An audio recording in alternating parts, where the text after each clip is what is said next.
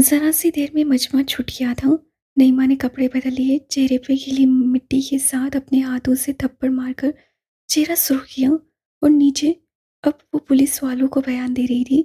लड़के बार बार नफी में सर हिलाते हुए कुछ कह रहे थे, लेकिन पुलिस उनकी बात नहीं सुन रही थी। देखते ही देखते सारा मोहल्ला जमा हो गया था। हर कोई नईमा की दबंग तबीयत से वाकिफ था। सोच पर यकीन करना ज़्यादा मुश्किल नहीं था कि दो तीली जैसे पतले लड़कों की धुलाई उसी ने की है। कुछ चोरों को भी अपनी इज्जत अजीज थी कि उन्होंने उस छोटी छुई मुई लड़की का नाम लेने की बजाय खुद को नईमा से मार खाया हुआ नामजद करवाया हो। नईमा के भाइयों ने भी लड़की का नाम शामिल नहीं किया। फजर के वक्त हर कोई अपने अपने घरों को रवाना हो गया। ये फजर का सवेरा सीनियर की जिंदगी से हर कसाफत हो गया था। यही वो समय था जब नईमा अपने और सीनियर के मुश्तरका कमरे में दाखिल हुई। खिलाफी मामूल सीनिया पास आते खुद अपने बाजू के जख्म साफ कर रही थी। जख्म में कोई बेहतरी नहीं आई थी। वो कोनी की जगह से अपना बाजू नहीं उठा सकती थी, मगर वो इस सोच में नहीं पड़ना चाहती थी कि एक दिन ये बाजू काम करना छोड़ देगा। ऐसा थोड़ी होता है। तुम तो कह रही थी तुम्हें नहीं जीना, तुम मर जाना चाहती हो, फिर इतनी मजम्मत क्यों? वो सीने के करीब आकर बैठी। पुलिस से क्या कहा आपने? वो बड़ी सफाई से उनके सवाल को नजरअंदाज कर गई।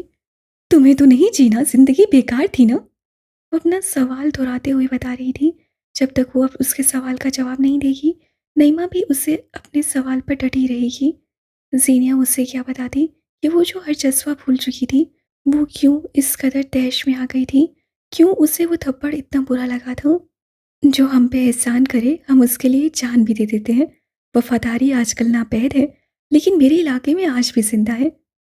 उससे अनाड़ी अंदाज से पट्टी अपने बाजू के गिर्द बांधनी चाहिए। जब नईमा ने सफ़ेद पट्टी अपने हाथ में ले ली और खुद उसके पास आकर बैठी। तुम्हारा दिमाग बहुत चलता है लड़की, वरना मैं तुम्हें ये पुलिस के आगे करने वाली थी। उससे बाजू के गिर्द पट्टी लपेटनी शुरू की। वैसे अपने इस अमल को क्या नाम देना चाहोगी? एक और एहसान। नईमा हंस पड़ी। तुम बहुत अजीब हो, किसी ने तुम्हें बताया है? मैंने किसी को इजाज़त नहीं दी कि वो मेरे साथ पर ऐसे तबसरे करे। पट्टी हो गई तो उससे बाजू पीछे खींच लिया। नईमा पीछे होकर बैठी, उसे गौर से तकने लगी। उसके चेहरे पे हम्मा वक्त उखड़ या अफसरदा तासुर रहता था। वो यकीनन हंसते हुए प्यारी लगती हुई। तुम मरना नहीं चाहती है ना? जीनिया ने कोई जवाब नहीं दिया। तुम्हारी जीने की मोटिवेशन खत्म है, उसे दोबारा हासिल करने की कोशिश करो, क्योंकि जिंदगी से ज्यादा हसीन कुछ नहीं होता। मैं इंतजार करूंगी। तुम मुझे अपने इलाके के बारे में मजीद बताओ। ऐसा नहीं होगा। इस हफ्ते वहीद साहब आ रहे हैं और मैं उनके साथ वापस जा रही हूँ। कल रात आपके सोने के बाद आपका मोबाइल इस्तेमाल किया था मैंने। नईमा उसे देख कर रह गई। जवाबन उससे कुछ भी कहना मुनासिब नहीं समझा। जिसे जाना था वो जाकर रहता है, वो उससे जाने देगी। गंभीर महल काट खाने को ढूंढता था। उस घर का वाहिद सरबराह स्टडी रूम में बैठा एक स्केच बना रहा था। किताबों से सजी दीवारें उसे यासियत से तक रही थीं। वो हर दफ़ा यूं ही कुछ बनाता रहता था और बख्तियार किसी किताब से कोई कोट पढ़कर उसे सुनाते थे। आज वो नहीं थे। वो बददिली से उठ खड़ा हुआ। अगले पल वो राहदारी में चल रहा था। पहलू में गिरे हाथ में वही कागज सबोच रखा था। उस राहदारी में वो मकसूद की आवाज़ें सुनता रहता था। कभी वो किसी मुलाजिम पे बरसते थे, कभी अपनी निगरानी में कोई काम करवाते थे। वो आवाज़ें आज नहीं थीं। वो मानेगा नहीं, मगर उससे खानदान याद आ रहा था। वो किचन में आया। चूल्हे ठंडे पड़े थे। बख्तियार घर छोड़कर मीरा के साथ उसके बाप के घर चले गए थे। मकसूद, मेहदी, अनीसा, वहाँ कोई नहीं था। गैस गंभीर अकेला था, तन्हा। गले में कुछ अटका तो वो किचन छोड़ आया। बाहर लॉन में एसिल की छोटी गाड़ी नहीं थी। उसके खिलौने नहीं थे। उसके छोटे छोटे बूट, खिलखिलाहटें कहीं नहीं थीं। वो गर्दन उठाए अपने महल को देख रहा था, जहाँ इंसान नहीं थे, बस गैस रह गया था। बस गैस। उसे इस तन्हाई से वहशत होने लगी थी। उसे गिला बस एक औरत से था। अगर वो वफादार होती तो गैस लानत भेजता दुनिया पे। दफातन दरवाज़ा खुला और एक बारूदी मुलाजिम अंदर की तरफ आता दिखाई दिया।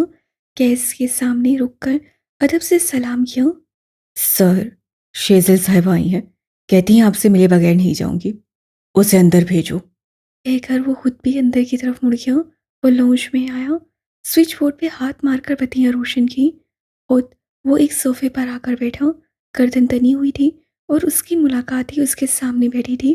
वो दोनों अपनी अपनी जगह खामोश थे। उनके दरमियान खामोशियाँ कभी नहीं रही थीं, आज हद से ज़्यादा बढ़ गई थीं। मुझे बात करनी थी, तुम मिलने के लिए राज़ी नहीं थे। कई लम्हे बाद सफ़ेद कार्डिगन वाली लड़की ने खामोशी को तोड़ा। बात करने को कुछ रहा ही कब था? तुमने मुझे धोखा दिया मलका। कैस उसकी आंखों में आंखें डाले हुए था।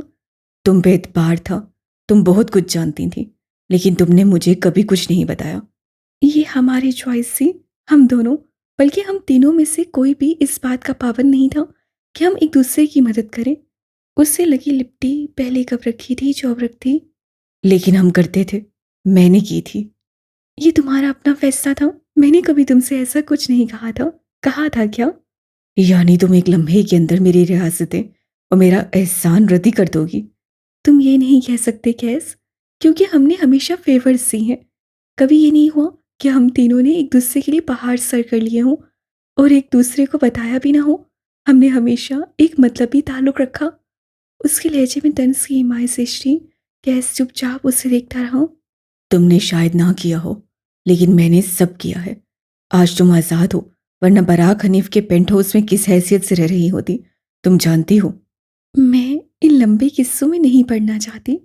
शेजल ने हाथ उठाकर टोका। जो होना था वो हो गया है, अब आगे बढ़े। यानी हम एक बार फिर कारोबार करें, नाप तोल करें। शेजल को लगा जैसे वो मुस्कुराया हो। ठीक है, फिर करते हैं कारोबार। कहो, क्या कहने आई हो? उसी लम्हे मुलाजिम ट्रॉली की सीट कर ले आया। चाय कॉफ़ी खाने पीने की काफ़ी लवाजमात से भरी हुई उस ट्रॉली को देख कैस को ख्याल आया, वो कितने वक्तों का भूखा है। अकेले खाना खाना कहाँ पसंद था उसे। खाने की तैयारी करवाओ, मैडम खाना खा कर जाएंगी। कैस से मुलाजिम से कहा। नहीं, मैं जल्दी में हूँ, देर हो जाएगी। अकेले खाना नहीं खाया जाता मुझसे, ज्वाइन कर लो प्लीज़। वो इस अंदाज से बोला कि शेजल के दिल को कुछ हुआ। वो वाकई अकेले खाना नहीं खाता था। कॉलेज से लेकर अब तक वो किसी न किसी को साथ शामिल कर लेता था। बांट कर किसी को साथ बिठाकर खिलाना उसका महबूब मशगला था। बख्तियार चचा से कुछ नहीं कहा था मैंने। हाँ, मीरा को निकाला था, लेकिन उसे भी उसके बाप के घर भेजा था। देखो, चचा भी घर छोड़कर चले गए। मेरा एहसास ही नहीं किया।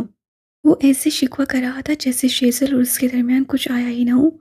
तुम्हारे पास वक्त हुआ करे तो आ जाया करो, साथ खाना खा लेंगे। कैस, वो उसके नाम पे जोर देकर बोली। मेहदी का कत्ल किसने किया था? तुम मुझसे इतराफ़ जुर्म करवाने आई हो। वह हथेली तले थोड़ी टिकाए दिलचस्पी से बोला। मगर हूँ, ये मुख्तलिफ आदमी था। उसकी मुस्कुराहट खाली थी, आंखें हर चमक से हाली। कोई रोग था जो उसे अंदर ही अंदर निकल रहा था। मैंने कत्ल करवाया था। अब बताओ क्या करोगी? नहीं, ये सच नहीं है, क्योंकि मुझे इस सब में बराक की इन्वॉल्वमेंट हद से ज़्यादा नजर आ रही है। मानना पड़ेगा, ताल्लुक खत्म हो गया, बाकियात बाकी हैं। उसके बेलाग तबसरे पर शेजल की रंगत उड़ गई। उसने अपने हाथ गोद में यकजा किए, लर्जिश पे काबू पाया और एक बार फिर उसके चेहरे की तरफ देखा। अंदर खड़ती उसकी निगाहें। शेजल ने बेख्तियार निगाहें चुराई। खैर, चूंकि तुमने मुझसे फेवर मांगी है और चूंकि मैं सिर्फ नाम का शैतान हूँ, मगर दर हकीकत एक नेक सिफत इंसान हूँ, इसलिए मैं तुम्हें तुम्हारे एक्स की इन्वॉल्वमेंट उसी की जुबानी सुना दूंगा। ओके? यानी वो इन्वॉल्व है? उसके दिल को कुछ हुआ। मुझे क्या पता, तुम कह रही हो तो होगा। तुम्हारे ताल्लुकात रह चुके हैं उससे। तुम्हारे भी तो ताल्लुकात रहे थे सीनिया से, फिर तुम इस हद तक कैसे गिर गए? से आंखों वाले लड़की की आंखों में दहशत। मैं तुम्हें देखती हूँ तो मुझे यकीन ही नहीं आता, तुम वही इंसान हो जिससे मैं मिली थी। तुमने सीनिया। मैं उसे बहुत याद करता हूँ। उसके बाद काटकर बेहद मध्यम लहजे में शिकस्तगी से इतराफ़ किया। बहुत गलत किया है मैंने। यकीन आ गया है मुझे। पता नहीं कब, कैसे, क्यों कर दिया मैंने ये सब। मुझे नहीं समझ आ रही कुछ भी। उसे दोनों हाथों में चेहरा गिरा दिया। वो थक कर गिर गया, ऐसे जैसे पहाड़ खड़े खड़े गिर जाते हों। वो मेरे सामने नहीं है और मेरे लिए एक एक मिनट एक अजाब है। मुझे जितने लोगों ने छोड़ा ना था वो छोड़ देते, फर्क नहीं पड़ता, लेकिन वो सिर्फ एक इंसान नहीं है। मुझे वो वापस चाहिए हर सूरत। उससे चेहरा उठाया, आंखें गीली सी थीं। इतने दिनों की फ्रस्ट्रेशन बेसुकूनी अनका होने लगी। वो भूरभुरी दीवार की मानंद ढह गया। शेजल दम साधे उसे तक रही थी। उससे पहली बार गंभीर महल से बाकायदा वहशत हो रही थी। मुझे ये नहीं पता कि वो कहाँ है, लेकिन शायद एक इंसान को पता हो।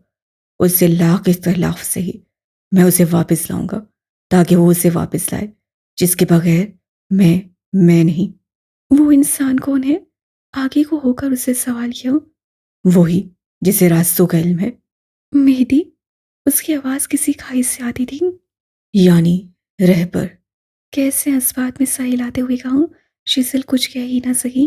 क्या कहती? ये नींद दीवाना शख्स जिस सैराब के असूल में था, वो उसे इस दुनिया में नहीं मिलने वाला था। सैराब में समंदर देख लेने से तासीर नहीं मिटती। तुम्हें थेरेपी चाहिए गैस? तुम्हें वाकई ज़रूरत है? वो बेहद मुखलिसी से उसे मशवरा दे रही थी। ले रहा हूँ थेरेपी। वो ताबेदारी से बोला। कल से पहला सेशन होगा। मैं बदल रहा हूँ यार। वो एक बार फिर लाजवाब रह गई। गैस कमबे परत दर परत खुल रहा था और वो उसके इस रूप की आदी नहीं थी। वो कैसे अपनी मुहाफिज पर्सनैलिटी में किसी को दाखिल होने दे रहा था। वो बदल रहा था जब बेहद अकेला था। सर, खाना लग गया है। नॉक करने के बाद मुलाजिम ने दरवाजे पे दस्तक दी। कैसे हंसते हुए नफी में सर हिलाया और उससे जाने को कहा। देखो कमबख्त को कैसे झूठ कर रहे हैं। अभी देख कर आया था मैं। चूल्हे ठंडे पड़े थे। अब क्या फौरन खाना बन गया? फ्रिज में पड़ा खाना गर्म कर दिया होगा। वो अपनी जगह से उठा। आओ, चलकर खाते हैं। रिस्क की बेरुमती नहीं करते। वो उठकर उसके साथ चलने लगी। वो जो जरा जरा सी बात पे मुलाजमीन की पास पुरस करता था, आज खामोश रहा। काफ़ी देर बाद सरबराही कुर्सी पे बैठे वो इंतहाई रुकबत से खाना खा रहा था। शेजल बस खाने को देख रही थी। वो खा नहीं सकी। यकदम ये घर उससे बूढ़ी हवेली की मानने लगने लगा, जिसमें कई लोगों को एक साथ कैद कर दिया जाता था। मगर इस बार इस कहानी में उस बूढ़ी हवेली में क्यों देव पे तरस आ रहा था। बेतहाशा तरस। कोई उसे परों में समेट ले। काश। बिलाखिर वो दिन भी आ गया था जब पूरे 2.5 माह बाद वहीद अल्लाह ने वापस ढाका में कदम रखा। हवाओं ने उसे पहले की तरह खुशामदीद कहा। लोग उससे पहले की तरह खुश अखलाक रहे। खानों की महक ने यूं एक नरूठी सी महक उनके नतनूत तक पहुंचाई। ये इशारा था कि यहाँ इस शहर में उन्हें याद किया गया। 15 साल से वो उस शहर से कराची तजारत कर रहे थे। आज उन्हें ढाका और कराची के दरमियान सरहदें दिखनी ख़त्म हो गई थीं।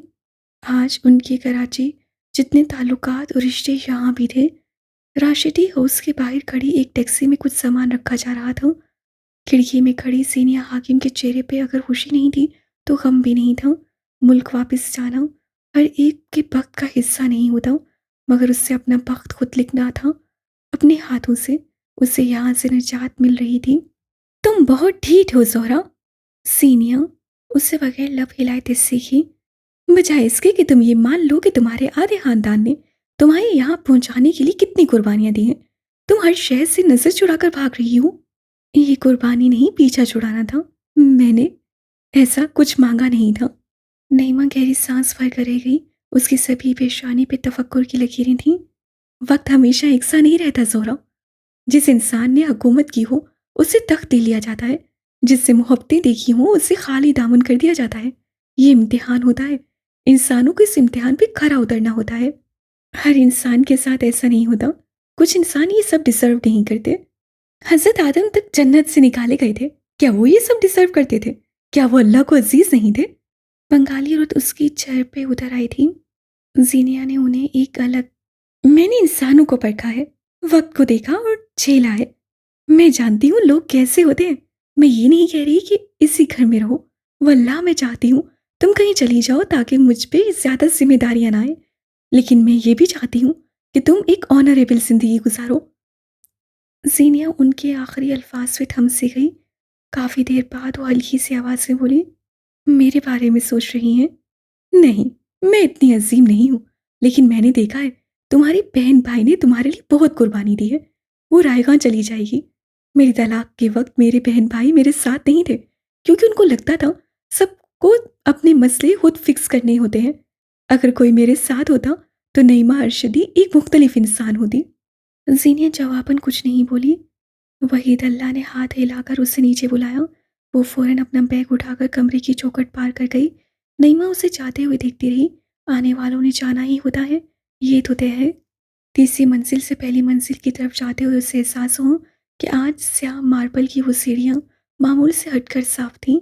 नईमा की बड़ी भाभी को बिलाखिर ये ख्याल भी आ ही गया। पहली मंजिल के सेन में बख्तावर हमेशा की तरह पौधों की काट छांट में मसरूफ थी। जीनिया ने एक नज़र उसे भी देखा। चंद माह के दौरान ही वो उन सब के मामूलात से वाकिफ हो गई थी। घर का दरवाज़ा पार करते हुए सोसाइटी के बड़े से मैदान में आज बच्चे कम नजर आए थे उसे। फौजी कट बालों वाला बच्चा भी आज क्रिकेट खेल रहा था, वरना हर बार उसे कच्चा बिस्किट करके एक तरफ बिठाया जाता था। उसने नसें उठाकर दाईं तरफ वाले डबल स्टोरी घर को देखा। आज भी उनके घर की मासी की बेटी बालकनी में खड़ी टिकटॉक बनाती नजर आ रही थी। उसे आज फिर वहीदा से डांट पड़नी थी, वो जो खुद को इस मुल्क इस शहर में मिसफिट कर जानती थी। कोई उसे बताए, दुनिया के वजूद में आने के बाद ये नहीं कहा गया फलां हिस्सा मुसलमानों का है, फलां यहूद का, फलां पारसियों का और फलां यीशु मसीह के मानने वालों का। ये आरज़ी का गधा अल्लाह ने इंसान के हवाले किया और उसे हक दिया कि जहाँ चाहे बस जाए। ये आरज़ी ठिकाना था, यूं भी उसकी वापसी कहीं और थी, वो जो उसका असल ठिकाना थी। क्या तुम्हें खाना नहीं मिला? टैक्सी चल पड़ी थी जब उसके सामने वाले नशिस्त पर बैठे वहीदुल्ला ने उससे मुखातिब किया। सांस लेने को हवा पूरी नहीं थी या कदम धरने को जमीन तंग पड़ गई थी। मैं आपकी बात समझी नहीं।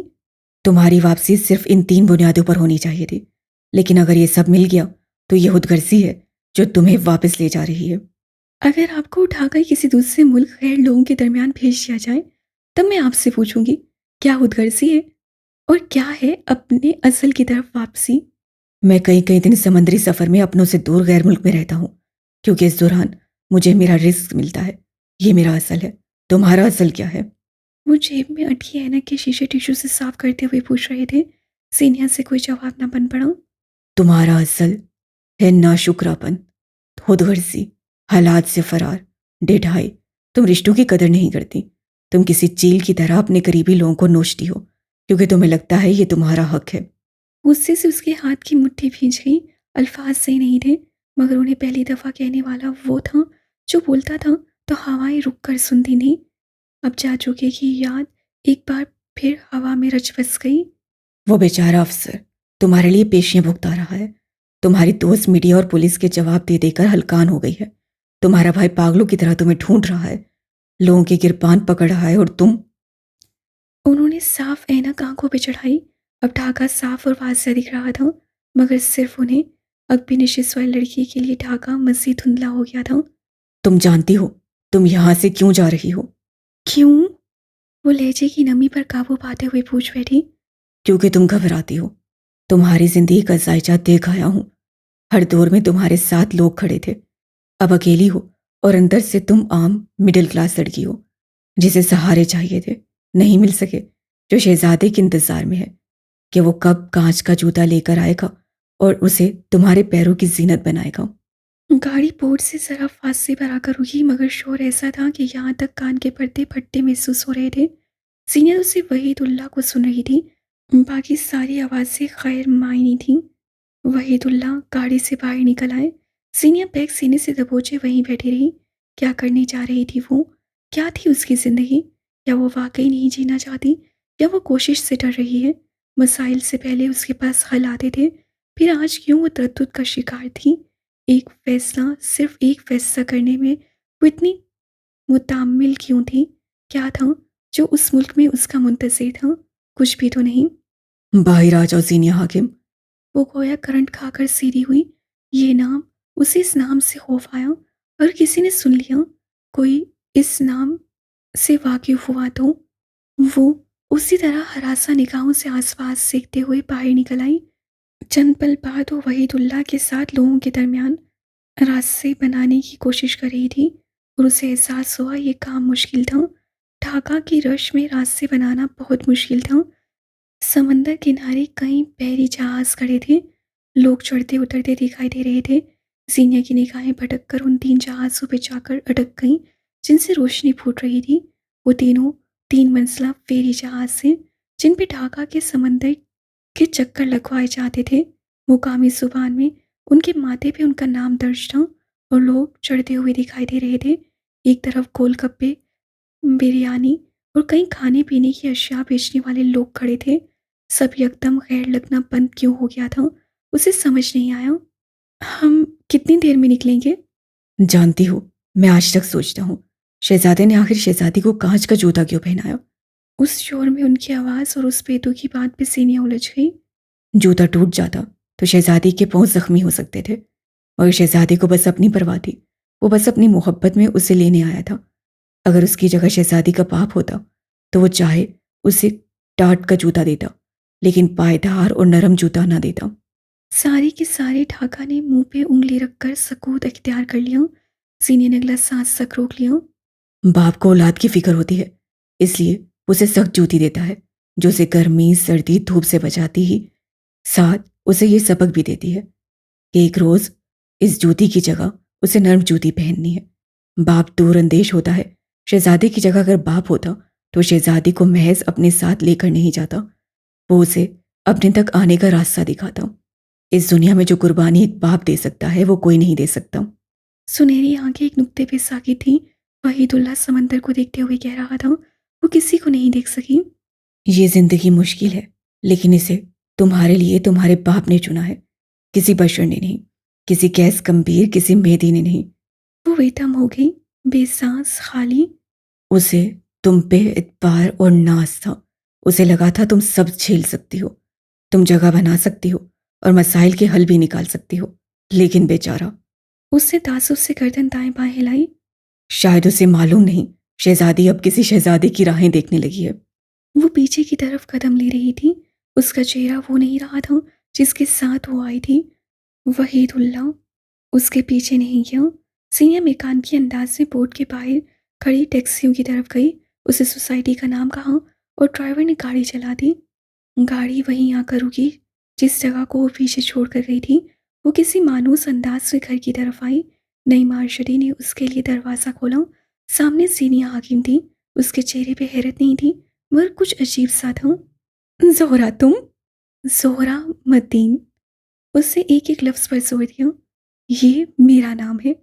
अंदाज रोबोटिक रहा। नईमा ने उसके लिए दरवाज़ा खोल दिया। सीनिया हाकिम की वापसी मजबूत कदमों और टूटे हुए दिल के साथ हुई थी। ये वो सीनिया नहीं थी जो इस घर से गई थी।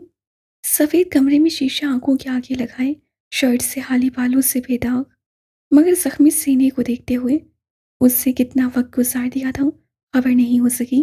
बाहर खन्नूस खामोशी थी। किसी ने उन दीवारों को वापस सफ़ेद रंग में नहीं बदला था। किसी ने उससे आईना नहीं छीना था। मेरी को अपनी आज़ादी अब बहुत करीब नजर आ रही थी। वो ये नहीं जानता था उसकी मौत बेहद करीब थी। उसने अपनी आंखें देखी, फिर उन आंखों में कोई और मंजर गालिब आया। रफ्ता रफ्ता उससे मेरी की आंखों पर गलबा पा लिया। सफ़ेद कमरे के उस बेरौनक मंजर से भरे किसी चमकीली दोपहर का जिक्र है। वो पर्चा देकर बाहर निकली तो सामने गाड़ी के अंदर मेहदी को बैठे हुए देखा। फिर अपने आसपास देखा, कोई इस तरफ मुतवज्जा नहीं था। जीनिया आगे नहीं आ सकी। वो अपनी जगह खड़ी उसे देखती रही। उसी लम्हे उसके हाथ में पकड़ा मोबाइल बजा। मेहदी उससे कॉल कर रहा था। सीनिया ने चौंकते हुए कॉल अटेंड कर ली। आपके लिए खड़ा हूं सरकार, यहाँ आने की जहमत कर लें। चंद दिन कब भी उसका एक पेपर था और शेजल उसे लेने आई थी। आज मेहदी आया था। मानना पड़ा, इस्लामाबाद ने उसे चंद अच्छे लोग भी दिए थे। अगर मेरे लिए आए होते तो आप बाहर खड़े होते। आप गाड़ी के अंदर बैठे हैं गंभीर साहब। वो इसलिए सरकार, क्योंकि बाहर खड़ा रहता तो आपके सरताज पर किसी का दिल आ सकता था, और हम ठहरे सदा के वफादार इंसान। आपके अलावा किसी ने मुझे देख लिया तो क्या होगा मेरा? वो गाड़ी के शीशे के पार उसे तकते हुए मुस्कुराया। सीनिया उसी तरफ आ रही थी। धूप की वजह से उसकी छोटी आंखें मजीद छोटी हो गई थीं। चेहरा सुर्ख। मेहदी गौर से उसके बदलते रंग असबर कर रहा। आपकी रंगीन मिजाजी के चर्चे न होते तो किसी की जरूरत कोई आपको देखे। यानी ये भी मेरा कसूर है? 100%। कहते हुए उसने गाड़ी का अगला दरवाज़ा खोला और फ्रंट सीट पे आकर बैठी। दोनों फ़ोन कान से लगाए हुए एक दूसरे को देख रहे थे। आंखों में चमक और लबों पे हल्की सी मुस्कुराहट थी। दुनिया में कई खूबसूरत मनासिर हैं, मगर दो मोहब्बत में मुब्तला लोगों को अपनी आंखों के सामने देखना उन तमाम मनासिर पे भारी है। अच्छा लड़की, मैं फ़ोन रखता हूँ। फ्रंट सीट पे मेरी बीवी आ गई है। बहुत शकी मिजाज खातून है वो। बीवी के लिए छोड़ देंगे मुझे? वो मसूई नाराज़गी से बोली। आंखों में महसूस कुन तासुर था। मेरी बीवी को देखा होता तो ये ना कहती तुम। उसके लिए दुनिया छोड़ी जा सकती है। अच्छा, लेकिन मैंने सुना था आपकी बीवी काफ़ी बदज़ुबान, अक्खर और ड्रामेबाज़ वाक़या हुई है। ये तो उसके पार्ट टाइम मशगले हैं, वरना वो फुल टाइम हसीन, जाने जहाँ, रौनक के महफिल और नूरे दुनिया है। ज़ीनिया सुर्ख चेहरे के साथ हँस पड़ी, मेरी भी हँसने लगा। एक दूसरे के रूबरू बैठे हुए मोबाइल उन्होंने कान से नहीं उतारे। वो आँखों की चमक, वो चेहरे के रंग, क्या है जो उन्हें मात दे जाए? उस लम्हे उन दोनों के दिलों को ये एहसास हो, ऐसे ज़िंदगी गुज़ारी जा सकती है, यूँ ही ख़्वामख़ा हँसते हुए, इस तरह रूबरू हर फ़िक्र से आज़ाद। मैंने ये भी सुना है कि वो बदतमीज़ खातून आपको आए रोज़ ब्लॉक भी कर देती हैं। किसी ने तुम्हें ये नहीं बताया? उसकी ब्लॉक लिस्ट से बार-बार अनब्लॉक होने वाला वाहिद शख्स मैं हूँ। यानी आपको बहुत सर चढ़ा रखा है उससे। हाँ, बस ज़रा-सा वक़्त बाद मैं सर से दिल तक आ जाऊँगा। मिशन मुकम्मल। अब के उससे गाड़ी स्टार्ट करते हुए कहा था। सीनिया ठहर गई। उससे क्या बताती कि मेहदी गंभीर ने सीनिया हाकिम के दिल के दरवाजे एक मुद्दत हुई पार कर लिए थे और अब दिल की गद्दी पे वो पूरे सकाक से परचुमान था। वो लाइम था या बस लगता था। फ़ोन रखती हूँ मैं। आपने वैसे भी बीवी के गुण ही गाने हैं। हाँ, रख दो। वो मेरे सामने बैठी है। उसे देखूँ या तुमसे बात करके वक़्त ज़ाया करूँ? मेरी ने फ़ोन गोद में धर दिया। ज़ीनिया जो कुछ कहने वाली थी, मेरी ने उसके कान से फ़ोन उतारा और उसे भी अपनी गोद में रख लिया। उससे बुरा नहीं मनाया। और बताएँ बेगम, क्या खाएँगी? सीनिया ने बेख्तियार रुख बदला था। चेहरा गुलाबी हो गया। वो फाड़ खाने को तोड़ दी, मगर मेहदी गंभीर 2 मिनट के अंदर उसकी ज़ुबान तालू से चिपका देता था। बेगम, शर्मा लिया है तो अब बताएँ, क्या खाएँगी? ऑप्शन में मेरा कच्चा गोश्त अवेलेबल नहीं है। कुछ पीना है तो मेरा खून हाज़िर है। इजाज़त की ज़रूरत तो तुम्हें कभी पेश ही नहीं आती। आप कुछ ज़्यादा फ्री हो रहे हैं। सीनिया ने अपना बैग खोलकर सो के चंद नोट निकालकर उसकी गोद में रखे। अब पूरा रस्सा आप मेरे ड्राइवर रहेंगे। मेहदी ने एक नज़र उसके दिए पैसों को देखा, फिर उसे और खिलखिलाकर हंस पड़ा। बेख्तियार उसे कुछ याद आया। वो कैसम की राहदारी में खड़े थे। मेरी निकाह के बदले उससे अपना वर्ल्ड टूर स्पॉन्सर करने को कह रहा था। सीनियर ने उसकी हथेली पर चंद सिक्के रखे। वो दोनों सीक्रेट स्काई में थे। मेरी ने उससे कुछ कहा और जीनिया ने मेज़ पर अपनी तरफ का बिल रखा। वो पैसे मेहदी उठा चुका था। वो दोनों सड़क पे खड़े थे। मेहदी उसका ड्राइवर बनने को तैयार था जब सीनिया ने उसे चंद सौ थमाए और आज वो उसे दोबारा कुछ रुपए दे रही थी। वो हंसा चला गया। सीनिया गहरी सांस लेकर दूसरी तरफ देखने लगी। कमबख्त को कोई बताए वो हंसते हुए प्यारा लगता है और दिल करता है उसे देखा जाए। यूं ही हंसते हुए उससे पैसे हमेशा की तरह सीने वाली जेब में रखे। उनकी जगह यहीं थी।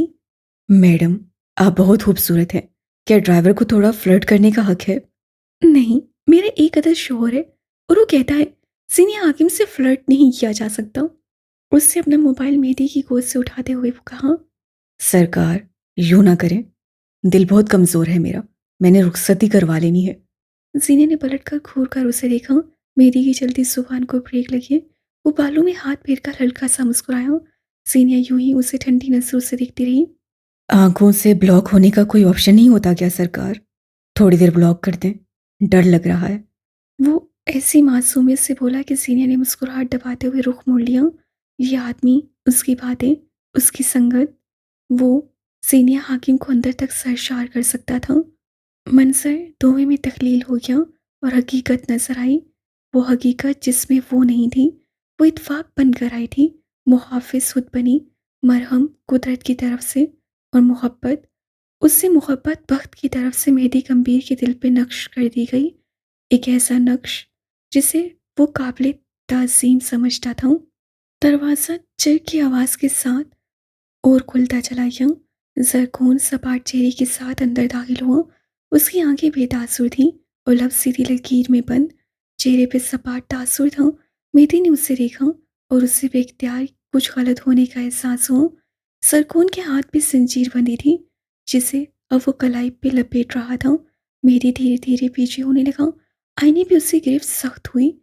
ज़रकौन ने एक नज़र उसे देखा, फिर कोने में लगी सीसीटीवी कैमरा को। वो 2 कदम आगे आया, झुककर संगमरमर का सूत सफ़ेद मग उठाया और मेहदी को देखते हुए उस मग को उछालकर कैमरे के एन ऊपर दे मारा।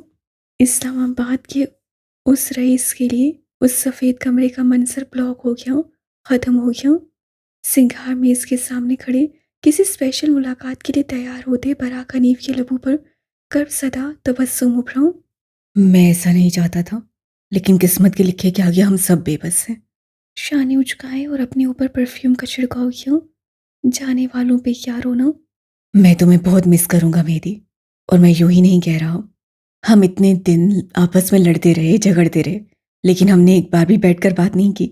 हमें बात करनी चाहिए ना। सफ़ेद काफ्तान वाला मर्द उससे करीब बैठ गया। मेरी नामहसूस अंदाज में उससे दूर हटा। उससे कुछ खटक गया था। बराक और मैं एक साथ काम करते हैं। चाइना से आने वाला कपड़ा मैं उसके टेक्सटाइल को भेजता हूँ। तुम मुझे एक ताजिर कह सकते हो, लेकिन इस मुकाम तक मुझे बराक लाया, इसलिए तुम मुझे उसका गुलाम कह सकते हो। तुम्हें यही कहना चाहिए। उससे गर्दन तिरछी करके मेरी को देखा। उसकी आंखों में खौफ था। डरो मत, मैं एक नॉर्मल बात कर रहा हूँ। उससे मेरी के गले में गिल्टी उभरते देख कर कहा। मेरे अब्बा तुम्हारे बाप की फैक्ट्री में मुलाजमत करते थे। मैं बच्चा था, साथ जाया करता था। मेरी माँ भी वहीं काम करती थी। फैक्ट्री के एक मुलाजिम ने मेरी माँ के साथ बदतमीजी की। अब्बा को गुस्सा आया। अब्बा लड़ने पहुंच गए, मगर उनके दिए धक्के से आदमी गिरा और उसका सर भारी शय से टकराया। आदमी मर गया। अच्छा हुआ है ना। उससे मेरी से तायद चाहिए। उसे मैं सर हिला दिया। तुम खुद सोचो, कोई तुम्हारी बीवी से ऐसी बात करे, तुम क्या करोगे। मेरी कई लम्हे खामोश रहा, फिर जब बोला तो उसका लहजा मुस्तकिम था। अव्वल तो मेरी बीवी ये मसला लेकर मेरे पास नहीं आएगी। दोएम, अगर वो आ गई तो वो आदमी गलती से नहीं मरेगा। सरकून हंस पड़ा तो सीफी नसू से उसे देखा। तुम्हारे बाप ने उस कत्ल पे मेरे अब्बा को जेल करवा दी, क्योंकि उनको लगता था हर जुर्म की एक सज़ा होती है, और इस जुर्म की सज़ा कत्ल नहीं था। है किस्सा मुख्तसर। अब्बा को जेल हो गई। अम्मा को लोग बातें सुनाने लगे और उन्हें तंग आकर एक दिन खुदकुशी कर ली। पीछे 4 बच्चों की जिम्मेदारी मुझ पे आ गई। बहुत बुरा हुआ। पार्ट 2 है ना। मेरी कुछ कह नहीं सका। एक लम्हे के लिए वो जैसे कुछ कहने के काबिल नहीं रहा था। तुम्हारे अब्बा चाहते तो मेरे बाप की मदद कर सकते थे। चाहते तो मेरी माँ को नौकरी से ना निकालते। उसके बाद मैंने बहुत मुश्किलात देखी, बुरा वक्त काटा। क्या क्या नहीं देखा मैंने। बस दिल में एक अहद पक्का था, एक दिन मैं सरवर कम्पीर की औलाद को खून के आंसू रुलाऊंगा। और ये मौका भी मुझे बराक ने दिया, जिसके लिए मैं सारी जिंदगी इंतजार करता रहा। वो अपनी जगह से उठा। मेरी अपनी जगह जामिद हुआ। आंखें एक पुतली पे साकित हुई। देखो, मुझे कैसा गोल्डन चांस नसीब हुआ है।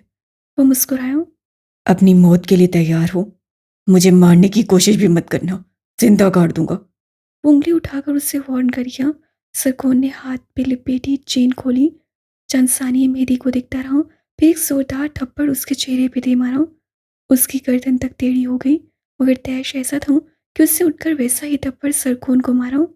तुम्हारी ये जुरत कि तुम मेरी सरवर कम्पीर पे हाथ उठाओगे, मेरे चेहरे पे हाथ उठाओगे।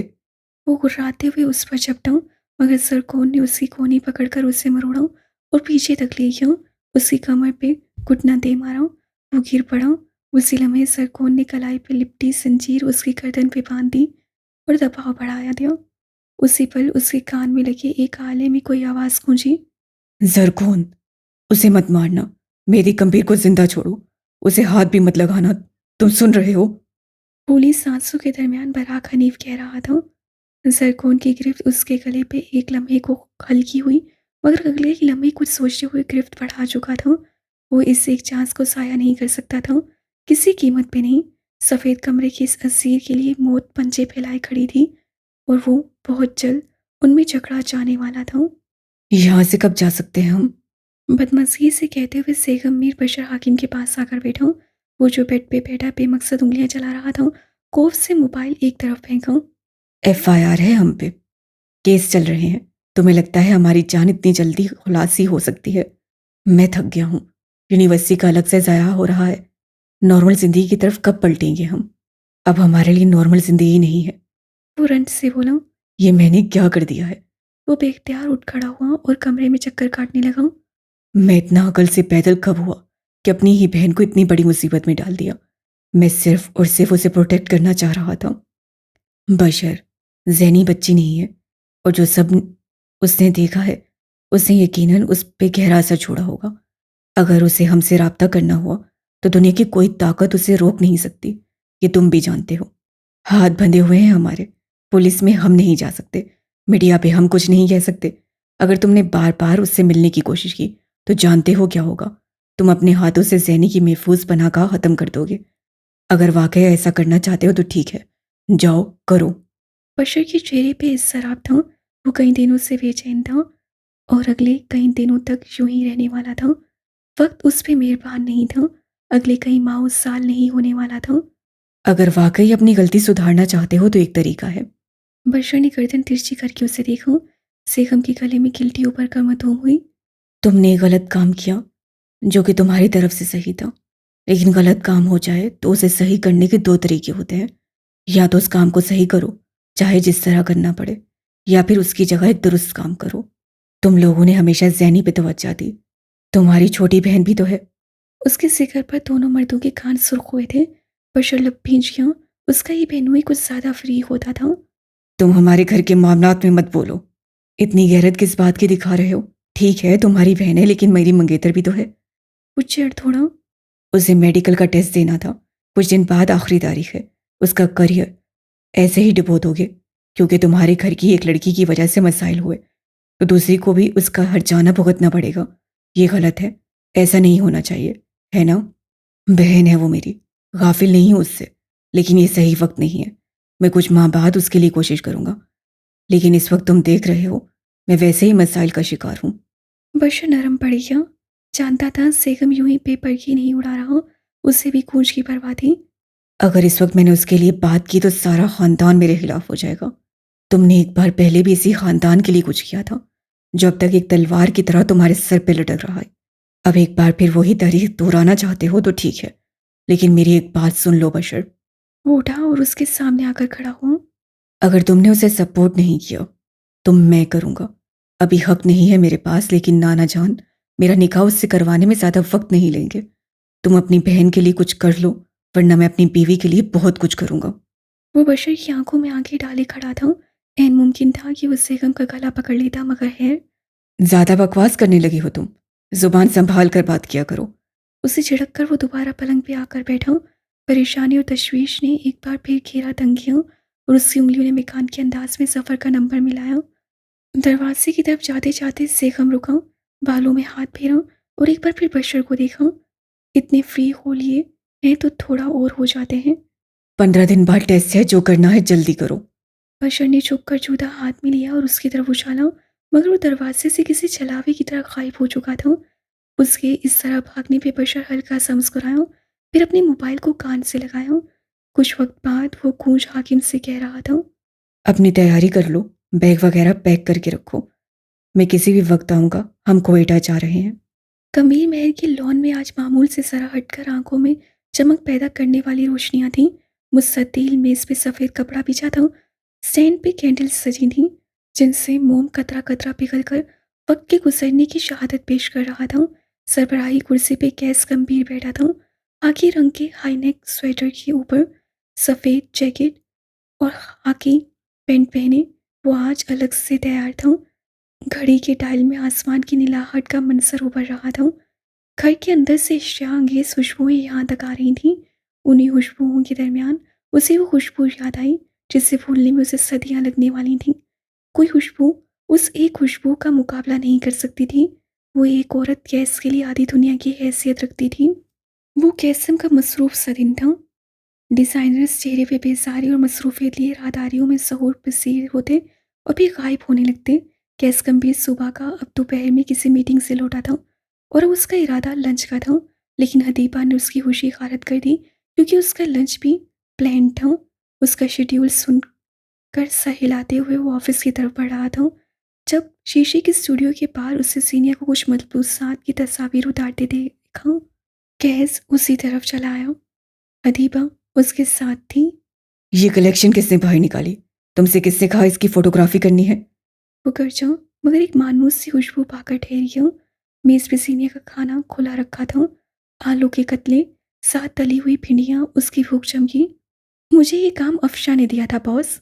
उसी इत्मीनान से बोली जो उसका हादसा था। वो क्या कहने आया था भूल गया। हदीबा मैडम को पता था। आपको खाना खाने की तमीज़ नहीं है। खाना खोलकर काम कौन करता है? इनका खाना तो हर दूसरे रोज कोई वर्कर खा जाता है। साथ बैठी किसी लड़की ने लुकमा दिया। असल में इनके ट्रेडिशन में अकेले खाना नहीं खाते। ये लोग अपने साथ बैठे हुओं को शामिल जरूर करते हैं। ये इनके एटिकेट्स हैं। लेकिन यहाँ, वो बोलती रही, यहाँ तक कि सीनिया कुर्सी खींच कर बैठ गई। अगर आप में से कोई मुझे ज्वाइन करना चाहे तो मुझे खुशी होगी। रोटी का टुकड़ा तोड़ते हुए खुशदिली से कहा। यानी उसके इलाके के लोग वाकई अपना खाना शेयर करते थे। कैस के लब हल्की सी मुस्कुराहट में ढल गए। ये कलेक्शन वापस रखवाओ। इसका शूट फिलहाल पेंडिंग। उससे नया हुक्म सादर किया। बॉस, आज लंच यहीं करेंगे। अदीबा शायद भाम गई थी कि उसके बॉस की नीयत खाने पे खराब हो चुकी है। कैसे गर्दन का सरिया यूं ही अकड़ाए रखा। मिस हाकिम का दिल रखने के लिए मैं थोड़ा टेस्ट कर सकता हूँ। ऑफिस ले आओ। लाड साहब हुक्मनामा जारी करते जैसे आए थे वैसे निकल गए। जीनिया ने खाने से हाथ खींच लिया। शायद गैस की भूख वो भी भाम गई थी। सारा खाना दे दोगी तो खुद क्या खाओगी? अदीबा ने उस सारा खाना उसे अपने हवाले करते देखकर हैरत से कहा। चौवन जीनिया ने कुछ कहा था। सारा खाना तुम ले आई तो उस बेचारी ने क्या खाया होगा? वो मजे से गर्दन झुकाए निवाला बनाते हुए पूछा। लेकिन कुछ हास परवाह नहीं थी बेचारी की। मगर मुरव्वत भी कोई चीज़ होती है। उससे कहा कि हमारे यहाँ एक लोक दास्तान मशहूर है, सस्सी और पुन्नू की दास्तान। कहते हैं जब पन्नू को सस्सी से मोहब्बत हो गई तब सस्सी के वालिद ने शर्त रखी कि हमारा खानदान धोबी है और सस्सी से शादी करने के लिए तुम्हें कपड़े धोने आने चाहिए। फिर क्या था, पन्नू को धोबी घाट जाना पड़ा। सस्सी के खानदान के सारे मर्द वहीं जमा थे। वो बजती बजाती रोटी और सालन का डब्बा लेकर उसके पास गई। वो ओट में थी। कोई उसे नहीं देख सका, मगर वो देख सकती थी कि सारे लोग किस तरह पन्नू के अव्वल आ जाने वाले खाने को देख रहे हैं। उससे पन्नू से कहा, गर्दन झुकाओ और चुपचाप सारा खाना खा जाओ, किसी को दावत न देना। जवाबन पन्नू ने कहा, बलोच की औलाद हूँ, किसी को खाने में शामिल न करूं तो ये गैरत पे खुर्फ आएगा। सस्सी ने उसे एक निवाला उठाते देखकर कहा, फिर तैयार रहो, यही एक निवाला हाथ आएगा। पन्नू ने सबको मतू कर लिया। सुबह के भूखे मर्द आए और एक एक निवाला लिया। सारा खाना हदम और पन्नू के हाथ वाकई एक निवाला आया। लेकिन कम से कम वो गर्दन झुका के अकेले नहीं खाता रहा। उस बेचारी के हाथ तो एक निवाला भी नहीं आया। गैस निवाला जिसे चबाकर पानी का खून पीते हुए बोला। खैर, पन्नू की उस फैन को अपने साथ ले जाओ और लंच करवाओ। जी, उसका खाना आप खाएं और लंच मैं करवाऊं। वो तब गई। अब अच्छा नहीं लगता ना, एक हैंडसम पुरकशिश मर्द एक हसीन लड़की को अपने साथ लंच ऑफर करे। मशरकी इक़्तिदार का कुछ तो पास रखो हबीब। जायका धुआं धुआं हो गया। वक्त के काज से पलट गई। वो नहीं थी, अब वो कहीं नहीं थी। कैस गंभीर अपनी गलतियों में जिससे गवा चुका था, वो उसकी उम्र भर का असासा था, जिसे पाने की वो तदबीरें कर रहा था और उसके दिल का मसला था। गंभीर महल का शाही दरवाज़ा खुला और बरात की सफ़ेद लैंड क्रूजर क्रोफर से अपने टायर जमा जमा कर रखती अंदर दाखिल हुई। वो गाड़ी से बाहर आया। गहरी सांवली रंगत वाले चेहरे पे आज एक अलग सी चमक थी। स्याह सफ़ेद स्ट्रिप्स वाले स्वेटर के साथ स्याही पैंट पहने वो सर्दी के हिसाब से इस डिनर की तैयारी कराया था। सरबराही कुर्सी के एंड सामने वाली कुर्सी खींचते हुए उसका चेहरा सपाट रहा। क्या अब हम सलाम दवा से भी गए? वो अफसोस कर रहा था। गंभीर महल के अंदर से आते हाथों को टिश्यू से साफ करते हुए शेसल सैमसन अपनी जगह थम गई। पराग उसके एंड सामने था। जालीदार दरवाजे से उसे देख सकती थी। हाँ, वो पहले की तरह उसका दिल नहीं धड़काता था, लेकिन वो सामने था तो दिल को कुछ हुआ। क्यों बुलाया है? मुद्दे की बात करो। खाना खाते हैं फिर बात करते हैं। उससे हाथ के इशारे से स्याह सफ़ेद वर्दी वाले मुलाजिम को इशारा किया। लम्हों के अंदर अंदर मेज़ सज गई। खुशबू ने उस मेज़ का अहाता कर लिया। मुलाजमीन मुख्तलिफ डिशेस ला ला कर रखने लगे। मेहदी कहाँ है बराक? फ्राइड राइस का एक चम्मच मुंह में रखते हुए उससे कहा। बसाही पराग के चेहरे पे कुछ नहीं था, मगर अंदर कहीं वो लरस गया था। कब्रिस्तान में। कहो तो खाने से पहले उसकी फातिहा कराते हैं। ख्याल बुरा नहीं है, लेकिन जिंदा लोगों पे फातिहा नहीं पड़ी जाती, बुरा शुगुन होता है। वो फ्राइड फिश अपनी प्लेट में डाल रहा था। साथ खड़े मुलाजिम ने उसके पानी का गिलास दोबारा भरा। मेरी आखिरी इत्तलात के मुताबिक तुम पीते नहीं थे, और अगर शुरू भी कर दी है तो यार वक्त का ख्याल रखा करो। अभी शाम ताज़ा है और तुम्हें अभी से नशे चढ़ने लगे। वो एक अरबी डिश चम्मच से चख रहा था। साथ नाक मुँह में चढ़ाई। तुम्हें शेफ बदलने की ज़रूरत है और तुम्हें तरीका वारदात। मैं यहाँ तुम्हारी ज़ोमाइनी बातों के जवाब जानने नहीं आया। अंदाज में नागवारी थी। बराक को जायका पसंद नहीं आया था। तुम मेरी महबूबा नहीं जिससे मैं ज़ोमाइनी गुफ्तगू करूँगा। कहकर पानी का गिलास लबों से लगाया। खाते वक्त पानी कितना पीता था ना वो। अपनी महबूबा को तुमने इस लायक छोड़ा कब है? अब कौन सा मर्द उससे ऐसी गुफ्तगू करेगा? वही जिससे अपनी जान अजीज नहीं होगी। वो तुर्की पर तुर्की उसकी बातों के जवाब देता हुआ उसे जहर लगा। उसकी बातें, लहजा, उसका वजूद सर्व सिर्फ मेरे नाम रिजर्व्ड है, लेकिन वो कहीं खो गई है और मुझे किसी भी तरह उसको वापस लाना है। वो तुम पे थूकेगी। बराक हंसा। हम्म, ये काम सिर्फ शेजल सिम्सन कर सकती है, वो भी बराक के लिए। बराक का चेहरा सुर्ख हुआ। मेरी औरत लड़ेगी, झगड़ेगी, चीखेगी, फिर मान जाएगी। उसका हर ताल्लुक मुझसे आकर निकलता है। तो ये सेशन तुम जारी रखो, लड़ो, रूठो, मनाओ। मैं इस सब का हिस्सा नहीं हूं। वो खड़ा होते हुए बोला, खाने पे बुलाकर। किसी का खाना सहर करना क्या होता है, कोई कैसे पूछे। मैं तुम्हारे इस जुनून और तुम्हारी दीवानगी में तुम्हारा हिस्सेदार नहीं हूं। कतियत थी उसके अंदाज में। लेकिन मेरे भाई का कत्ल प्लान करने में, उसे अगवा करवाने में, उसकी ऑटोप्सी रिपोर्ट बदलवाने में, मेरे चचा के फार्म हाउस में आग लगाने और उसके अलावा कई स्याह कारनामों में तुम्हारे साथ कौन कौन हिस्सेदार था, ये मुझे बहुत अच्छी तरह पता है। शेजिल सिम्सन अपनी जगह थम गई। थमा तो बराक भी था, मगर चेहरे पे तनाव बरकरार रहा। जीनिया जहां भी है मैं नहीं जानता, लेकिन मेहदी जानता होगा, और अगर नहीं जानता तब भी वो उसे ढूंढ कर लाएगा मेरे लिए। इसलिए वो जहां भी है उसे मेरे सामने वापस लाओ, वरना मैं किसी भी हद तक जा सकता हूं। वो मुझे नहीं मिली तो मैं दुनिया का सारा स्याह सफेद एक कर दूंगा। तुम डिल्यूजनल आदमी हो। बराक फनकारा। ये सब बकवास जो तुमने की है, मैं इसे तुम्हारा ज़हनी आरसा समझूंगा। कुर्सी एक तरफ हटाते हुए, अभी उसे 2 कदम ही आगे बढ़ाए होंगे जब गैस से उसे पुकारा। ठहर जाओ बराक हातिम नवाब। अल्फाज से यह जंजीरें। बराक ठहर गया, ऐसे जैसे बर्फ जम गई हो, ऐसे जैसे 2 कदम आगे आग का दरिया हो। जाली के पार शेजल सिम्सन सांस नहीं ले सकी। मेरी बात अभी ख़त्म नहीं हुई, ये किस्सा ख़त्म नहीं हुआ। शाम ताज़ा है कज़न डियरेस्ट। उससे गर्दन मोड़ कर देखा। सरबराही कुर्सी पे बैठा मर्द महसूस से खामोश उसे तक रहा था। बराक हनीफ को अपना सारा वजूद ज़मीन बोस होते महसूस हुआ। वो जलजले से मुतासरा किसी इमारत की मानिंद ढह गया था।